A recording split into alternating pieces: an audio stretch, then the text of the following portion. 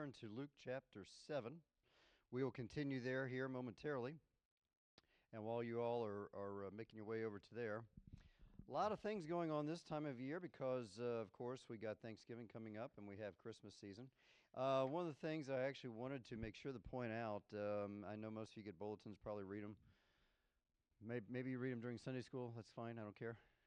But please make sure that you note our holiday scheduling that's coming up. Just a couple of different little things going on there. Of course, Christmas Eve, Tuesday, we always have a 30-minute Christmas Eve service there on the 24th. Thanksgiving and Christmas, a little different this year because of the scheduling. Thanksgiving is on a Thursday, of course. This year, Wednesday, we're going to have our regular Wednesday service, no other ministries. We will have our typical dessert fellowship after that Wednesday service. Christmas Day, we are not actually having service, and that's what's a little out of the norm for us. But we are having the Christmas Eve service the day before, no service at all on Wednesday. And then, of course, you're scheduling there for Tuesday, Wednesday, New Year's Eve, New Year's Day. So make sure you read all that. There's a lot of other things going on. Open Gyms basketball, the next primetime fellowship event for you folks, 55 and older, and I've still got 6 more months. So I'm still not invited yet. But the next primetime fellowship on Friday, December 6th, 6 to 9 here at the church. And Dale, do you know what they're doing, or is it just kind of like a... Oh, they're painting. Okay, yeah. I don't paint. Neither does he. Anyways, actually does sound like it's going to be a lot of fun, so please consider checking that out. We need some cleaning crew folks. There's going to be a meeting tonight for our special singers, and then sweatshirts and hoodies are now available to purchase. So you can see Heather, and I think Heather, can they see Jeremy also, or is it just you now? Or, I mean, still Heather's the point person, and okay. All right, so a couple weeks ago we left off, starting off in the beginning portions of Luke chapter 7. We looked at the healing of the centurion's servant. One of the things that we kind of posed as an unprovable possibility was the fact that, of course, this being a centurion, this very well could have been Cornelius from the book of Acts chapter 10. We have no way of proving that. But, however, one of the things that I kind of left with you to kind of think about, when you go to Acts chapter 10 and you're talking about that story about Cornelius, and he is described as being a devout man, a man of prayer, and so forth and so forth, we see a buildup here of this particular centurion, how he was a friend of the Jews and how he loved our nation, he built us a synagogue, so on and so forth. This was a very unusual type of centurion for that time and period. You didn't have a lot of centurions that were making friends and doing good things for the Jewish folks. So one of the things that kind of led me to conclude that this could potentially be Cornelius, even though geographically speaking, the centurion in chapter 7, Cornelius, of course, was in Caesarea. This one's in Capernaum, but you got 10 years difference, so the geographical difference doesn't bother me given the time span. That's where we're left off in chapter 7. We're going to pick up in verse 11. It's actually, when we get to verses 11 through 18, we're really just going to hit a couple of points on that. This is one of those stories in the book of Luke. So far up to this point, we've been going through all these different stories and looking at all the different events of Christ's ministry. And most of the things we have been looking at, we have been able to find parallel stories or what people believe to be parallel stories in either the book of Matthew, the book of Mark, or potentially even both. This is actually a story that you are not going to find in any of the other Gospels. This is actually the first.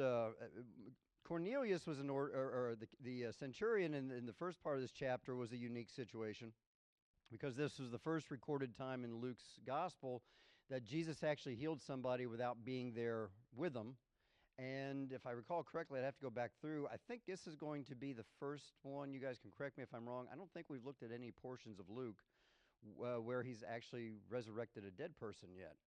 So when we look at this story, Not a whole lot really to talk about, but just a couple of interesting things. In verse 11, for an example, it says, "And it came to pass the day after that he went into a city called Nain, and many of his disciples went with him, and much people."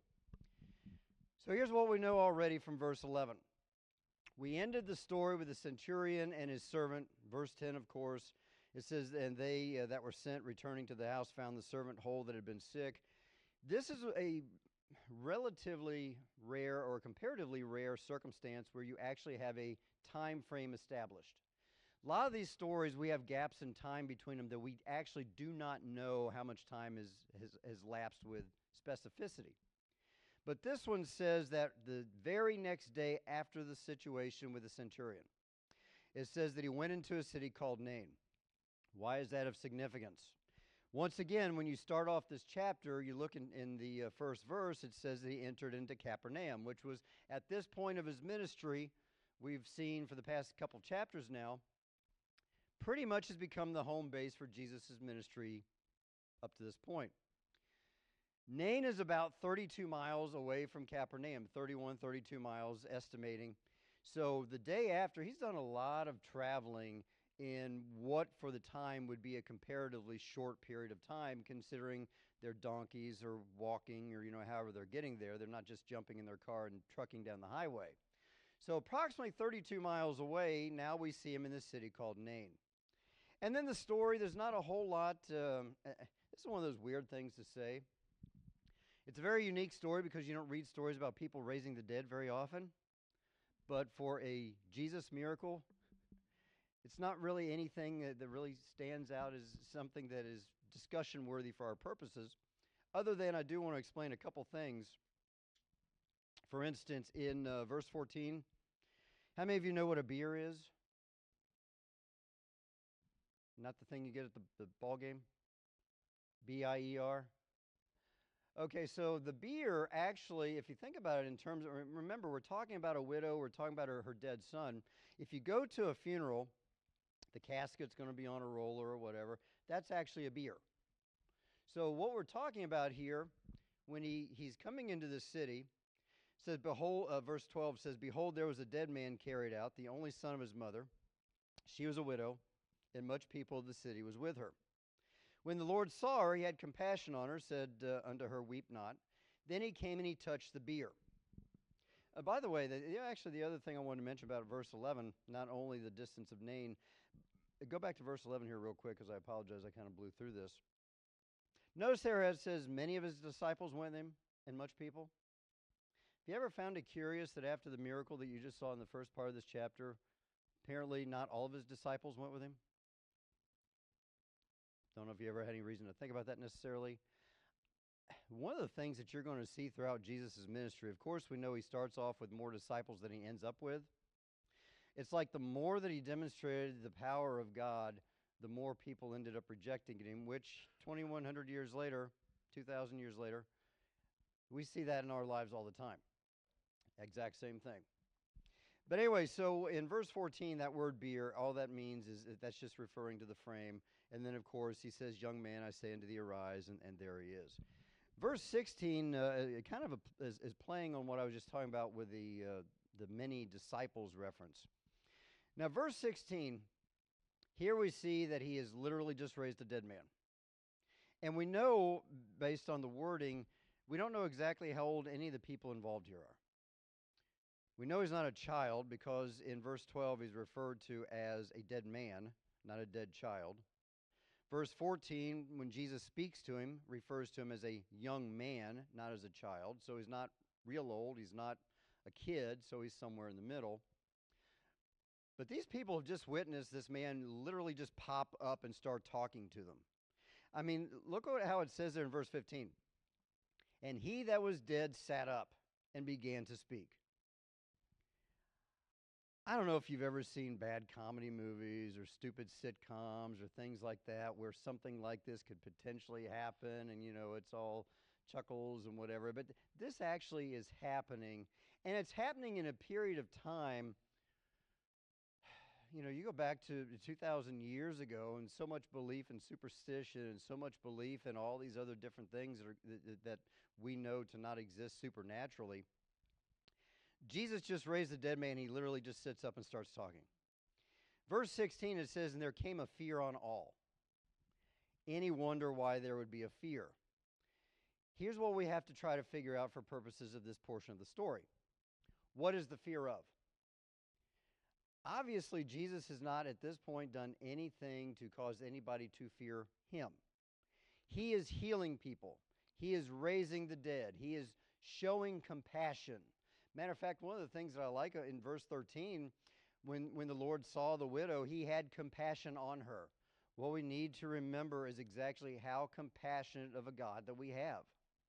We have a God that loves us dearly.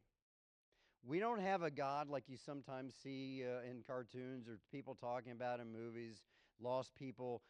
You don't have a God that's just sitting up there waiting to throw the lightning bolt at you every time you mess up. You have a really, really patient, loving God. And when he sees the heartbreak of this woman, it's no different than when he sees your heartbreak. He knows every single thing that you are going through. He feels every single pain that you are feeling. He wants to take those hurts from you. Matter of fact, when you look at how that verse plays out, it says that he has compassion on her. He's the one that it's recorded initiates the conversation. This is not a situation like you've seen before, and you'll see many other times in the Gospels, where the person, the centurion in the first part of this chapter is a good example, hears Jesus is in town, initiates the contact by sending people out to talk to him. Jesus initiates this contact. Jesus loves us enough that he wants to reach out and take the pain from us wherever and whenever he can. Amen. And when I say wherever and whenever he can, the only reasons that he can't has nothing to do with his lack of ability. It has to do with your lack of giving it to him. But anyway, so a fear came on them all. And then that very next phrase tells you the context of what's going on here. It says, "And they glorified God." This is the first real demonstration of exactly how much power Jesus has. And when I say that, we've seen a lot of good miracles so far. We have seen him give the blind their sight, healed the leper, healed the guy of the palsy, the cripple that was on the cot. He's cast out demons. I mean, he's clearly demonstrated that as the Son of God, he's got the power over the physical body to the extent that he can heal, which, 2,000 years later, doctors have the God-given ability to do that within his will. Whether they realize it's within God's control or not is a different story. He's cast out demons, so they've already seen he has some ability and some power over the supernatural or over the spiritual realm. But there's just something about raising a dead man that takes it to the next level. So you've got however many of the disciples that are still following. We're never given numbers here. It talks about, whenever you see the word disciples, it never talks about actual numbers, except a few specific times when it says the 12 disciples, referring to the 12 that we're all familiar with. When we see the word back in verse 11 where it talked about many disciples, I have no clue what that means. Was it half of them? Was it most of them? Some of them? I have no idea. Nobody knows. All we know is that it's not all. But all these people, whoever accompanied him, and then the people who followed him that weren't even considered his disciples, they see this, and it says that this fear came on all of them. It came upon the disciples. It came upon the people that didn't consider themselves to be disciples. It came upon the woman, the people that were there with the dead young man. Fear came on every single one of them.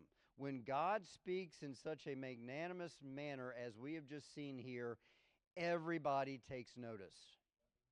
And you know what? That plays out today. Amen.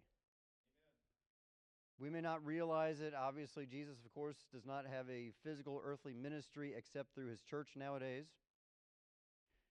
God is still doing tremendous miracles. God does things that we as his people recognize that he does, and the lost people may not recognize that it's God doing it, but they still realize it's a big deal. When God speaks, people listen, whether they actually understand it or not. So fear came on all of them, and they glorified God. Here's the distinction between what you're seeing in this scenario and 21st century America or the world as a whole. We have a lot of reasons why we should be glorifying God. Whether it's the fact that you woke up this morning, whether it's your daily providence, whether it's how you feel about things that are going on in the world or whatever. You have such a long list of blessings, there's no way you could ever number them and adequately cover every single thing God has ever done for you. We should be glorifying God a lot more. We spend too much time complaining. We spend too much time worrying. We spend too much time thinking about other things and focused on other priorities. And when I say the we, I'm starting with myself first and foremost. I know my primary spiritual weakness, even after almost 35 years of being saved, I do not take nearly as much time to glorify God as I should. Anyway, they glorified God, saying that a great prophet is risen up among us, and that God hath visited his people. Verse 17, and this rumor of him went forth throughout all Judea and throughout all the regions round about. The only thing I want to talk about here and touch upon in verse 17, the word rumors. When we think of the word rumor, what do we think of?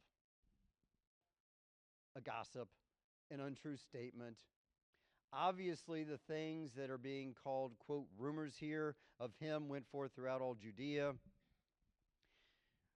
The word rumor here, and this is one of those things, and I know for the people that don't like the older stylings of the King James Version, quite frankly, my opinion is get over it, get a dictionary, look these words up.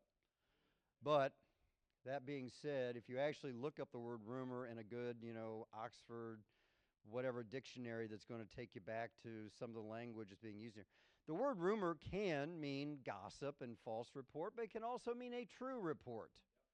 Why? I don't know. I didn't invent the word or the language. But we know there are a lot of confusing things in the English language.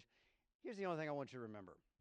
When you're reading through verse 17, don't stop at that word rumor and be confused as why these are called rumors when obviously these reports are true. That's all I'm saying.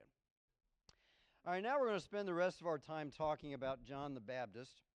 And this will probably blend over into next week, especially you guys know how I kind of prattle on. So anyway, verse 18 gives us a transition. It says, and the disciples of John showed him of all these things. Now in verse 19, we are going to start into a story that, quite frankly, if you actually start looking at the different the Gospels, particularly Matthew and Luke, again, in this situation. Remember, we started this conversation back when we were looking at the Sermon on the Mount versus the Sermon in the Valley, and how easy it is to confuse two potentially different circumstances that seem very similar. What we're about to read about John is not one of those situations. This particular event is recalled for us in Matthew chapter 11. And you can go ahead, stick something in Luke 7, put your bullets in there. Turn over to Matthew 11 real quick. We're not going to read a whole lot, or maybe not even anything out of Matthew 11. But, well, we actually are going to read at least one verse. Because there's one little key piece of information in the Matthew 11 account of this situation that is left out of the Luke account. Once again, please remember, just because something is recorded in two different accounts, and one particular piece of information may be omitted from one of the two, does not make it an inconsistency or an inaccuracy. It is a detail that God chose not to relate to us through that particular person. But in Matthew chapter 11, verse 1, and it came to pass when Jesus had made an end of commanding his 12 disciples, he departed thence to teach and to preach in their cities. Now when John had heard in the prison the works of Christ, he sent two of his disciples. So in verse 2 gives us the first key piece of information that contextually you do want to remember for Luke chapter 7. John the Baptist is in prison because of the situation involving, well, that whole fiasco I'm not going to get into. But anyway, that's a different message for a different time. But anyway, so John the Baptist is in prison. While he's in prison, he's not actually able to see personally the ministry of Jesus Christ. Now remember, John the Baptist and Jesus have a lot of different connections. First of all, they are second cousins, first cousins, second removed. I don't remember exactly how that worked. But Elizabeth, John the Baptist's mother, Mary, Jesus' mother, cousins. So they have that relationship by family. But then John the Baptist was also the one that baptized Jesus at Jesus' insistence, where Jesus received the anointing and the commission to begin his earthly ministry through the Spirit descending upon him, even though we all know that that in no way changed Jesus' essence. Jesus was the same all man, all God when he got there, and all man, all God when he left there. All that Spirit, the anointing, the Spirit coming down upon him like a dove, was just kicking him off for the actual ministry. Had no other effect. All that being said, John's in prison. He's not exactly sure what all is going on. He's hearing all these reports. Before I actually start talking about all that, I want to untangle some wires when it comes to verse 1. Verse 1, and maybe my wires get tangled more than some of you guys because I use a Schofield. Chapter 11 starts us off. Verse 1, Matthew. Came to pass when Jesus had made an end of commanding the 12 disciples. So one of the things that we know at this point, and because of the similarities of these stories, we know that the Matthew 11, we know the Luke 7, the situation with John the Baptist, we know that is the same encounter, okay? By the time you get to the encounter, the 12 disciples had already been separated from all the other disciples. That actually takes place in Matthew chapter 10. You want to go back in Luke chapter 10, it says when he had called unto him the 12 disciples. So by that point, 12 disciples had already been called out. If you remember, as we've been going through Luke, we saw the actual calling out of those 12 disciples in Luke chapter 6, verses 12 through 16. When you go to, and you don't have to, but just as I'm reading this, Luke 6:12, and it came to pass in those days he went into a mountain and prayed and continued all night in prayer to God. Verse 13, and when it was day, he called unto him his disciples, and of them he chose 12. So Luke 6 is where he calls out the 12. Go back to Matthew real quick. By Matthew 10, he's taking the 12 and he's sending them out. By the time you get to John the Baptist in chapter 11, that's already taken place. It says, when he made an end of commanding the 12 disciples, he departed thence. So when you look at Luke 7, we talked about how it said many of the disciples had followed him from the centurion and Capernaum went down to Nain. Not only can you read, or should you read, that those many disciples don't include the 12, you can actually connect all these dots, and you can know that the 12 disciples were not there because they'd already been sent out. Why is any of this a problem, and why am I even talking about this? How many of you in here are using Schofields right now, or have one at home that you read from regularly? Some of you. Okay. I like Schofield Bibles, not because of the commentaries and the notations, but because of the structuring of the divisions, while my normal reference Bible of choice is actually the Thompson because it doesn't have commentary.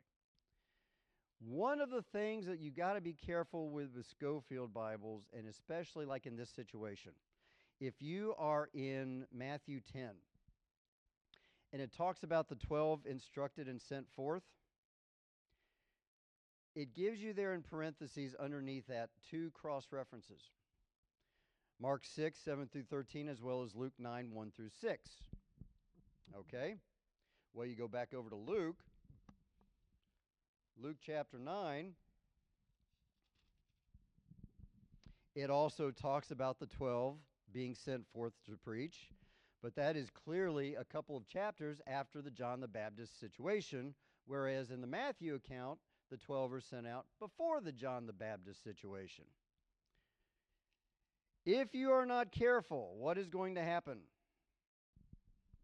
Somebody is going to come along and try to explain to you, because they are a good citizen who wants to help you out, they're going to try to explain to you why this proves to you that your Bible is inconsistent and you can't rely on it. They are wrong.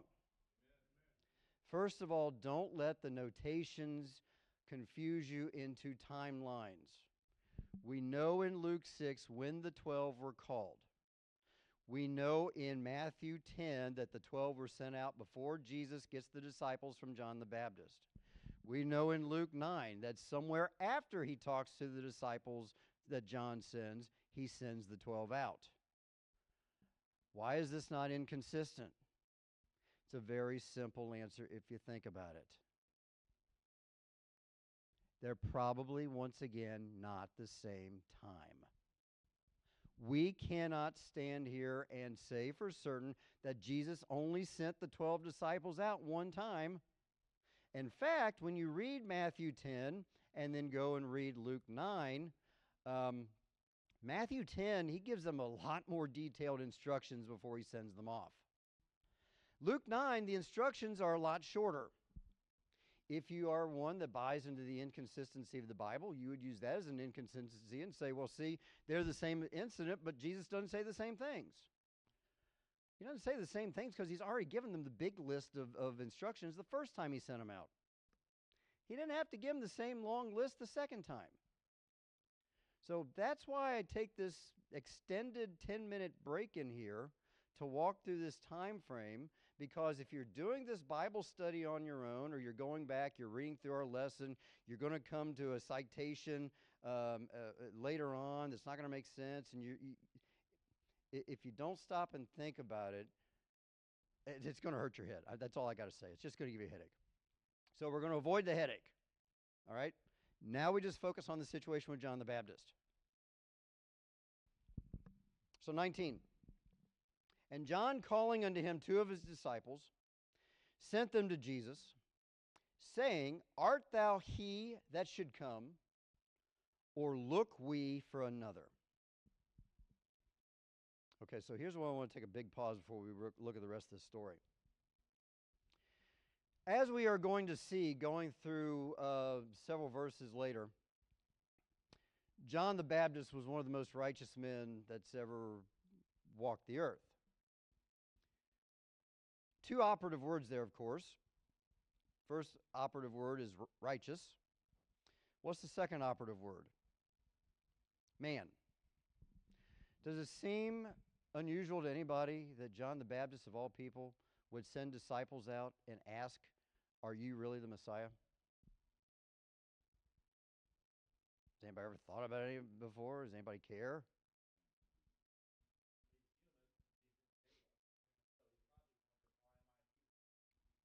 That could be. There are a couple different theories that the people have, and I'm not going to tell you which one I necessarily buy into because, again, these are theories.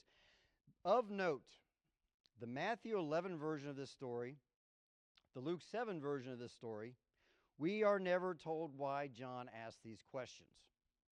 Once again, to properly understand the Bible, you have to focus on the things that you know, especially when you're going through the 4 Gospels.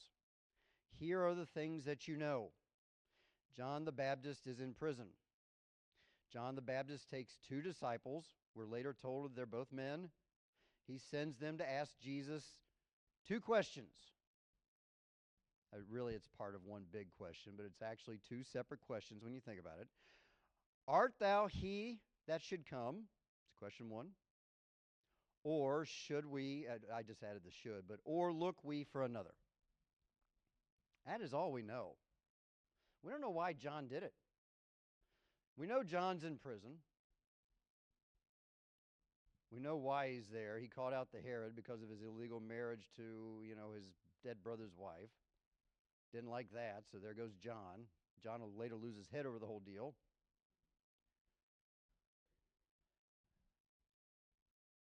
What is John thinking during all this? We have no way of knowing.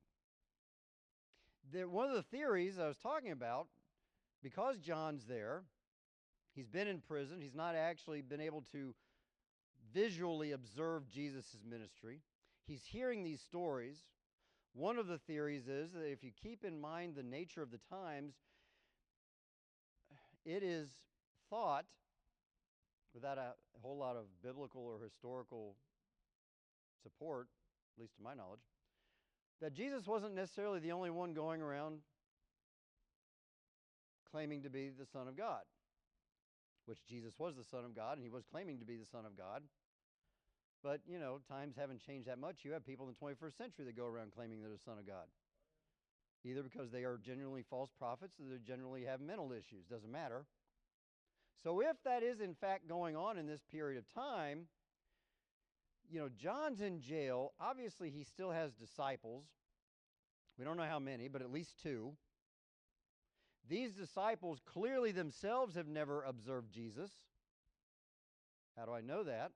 Because when he calls them to him and he sends them out to ask these questions, I would at least think, and I can't say I'm knowing this 100%, but my presumption is, if they had ever seen Jesus' ministry, they would have just said, well, John, here's what we've seen, and then we don't have to go through all this. I could be wrong on that, but I don't know. But so you have these 2 disciples who may very well have never seen Jesus in action either. John wants to protect his disciples in any way that he can, and while he's in prison, he really can't do anything. He doesn't want them going around following a, quote, false Messiah. So the theory is he sends them to ask him. Now, I don't buy into that theory so much because here's my problem with it. If I'm concerned that Wally's a false prophet and I'm trying to warn Dale, am I going to send Dale to ask Wally, hey, are you a false prophet? Probably not. Hey, are you the real deal?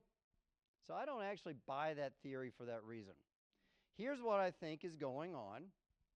As we've already alluded to, John's in jail, and he's probably wondering, why am I here if this is actually the Messiah? We're cousins. I baptized him. We're close. We know each other. If he's the real deal, I should be out of here. And I'm not going to fault John for that because, again, most righteous man is still a man. I don't know that you want to call it doubt. I don't know that you want to call it a lack of faith. But we all go through these difficult thought processes in difficult times. I don't care who you are or how good you think you are or how strong spiritually you think you are going to deal with and wrestle with difficult times in difficult mental and spiritual processes in difficult times. That's just the nature of it. One of the things that I hear Brother R.B. Roulette talk about a lot in his sermons when he's trying to define faith, and obviously there are many different contexts and definitions of faith, but one of the most common ones that he cites is this. Faith is not the absence of fear. Faith is the exercise of just a little bit more of trust than fear itself. In other words, it is normal for all of us to fear God, to have a fear, but if we still are able to trust God more than we let our fears take over, that is faith. And that might be one of the reasons why the Bible, we see the one person, I believe, help me mine unbelief. I might have faith, but I might not have as much faith as I want, or as I need, or as I should have. So there are times when, yes, I'm probably walking in faith, but I still feel like I need to pray, God, give me more of it. It could be what John the Baptist is going through here. We don't know. But anyway, he sends them to ask Jesus these 2 questions. When the men were come unto him, they said, John Baptist hath sent us unto thee. This is verse 20, by the way, sorry. Saying, art thou he that should come, or look we for another? And in that same hour he cured many of their infirmities and plagues, and of evil spirits, and unto many that were blind he gave sight.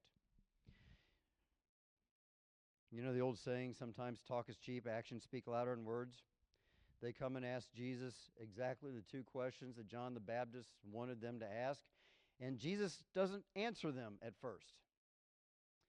It says, and in that same hour. So we can assume that it could have been up to literally a 60-minute time period where instead of answering the questions, he just goes off and does his thing and heals people. Then he comes back in verse 22. Then Jesus answering said unto them, go your way and tell John what things you have seen and heard, how that the blind see, the lame walk, the lepers are cleansed, the deaf hear, the dead are raised, to the poor the gospel is preached, and blessed is he whosoever shall not be offended in me. The last point that I want to bring up, and again, I can't assert this 100%, but I just think it's interesting, so we're going to look at it real quick to finish out the class. Notice there in verse 22, all the things that Jesus says. He says, go your way and tell John what things you have seen and heard, and then he goes through the list. How that the blind see, the lame walk, the lepers are cleansed, the deaf hear, the dead are raised, to the poor the gospel is preached. Real quick, and then we're going to be done with Luke 7 for today after this. Go to Isaiah 35. Some people feel that his answer, and I'm not saying yes, I'm not saying no. I'm saying I've never thought about it before. But some people feel that not only was the answer to be sufficient for John the Baptist because these two disciples were actually able to go back and say, hey, we saw all these things. But when Jesus told them what to say to him, some people think that there is a significance. In Isaiah 35, of course, we've got part of the regathering, the kingdom blessings, the prophecies of Israel. Chapter 35, verses 5 and 6 says, then the eyes of the blind shall be opened, and the ears of the deaf shall be unstopped. Then shall the lame man leap as a hart, and the tongue of the dumb sing, for in the wilderness shall waters break out and streams in the desert. There are some that believe that Jesus specifically chose the language with the additions of raising the dead and preaching the gospel to the poor to assure John the Baptist of who he was by quoting this prophecy out of Isaiah. That may very well be. I'm not saying yes. I'm not saying I don't. I'm saying I don't know. I have no way of knowing. But just something maybe for you to think about. And is that of course it's a possibility. We know John the Baptist, of course, he was a spirit-infilled man. He knew the scriptures. And we know how John himself fulfilled scriptures out of Isaiah, Malachi, all these other scriptures that we'll talk about. So is it a possibility? Yes, it is. But I'm not going to stand in here and tell you with 100% certainty that that's why Jesus said what he did the way he did it. But I'll just leave you on that note, okay? All right, well, I appreciate you guys' attention. We'll continue there, looking at John the Baptist a little bit more in this situation when we pick up in chapter 7 next week. Dale, would you mind closing us out in prayer, please?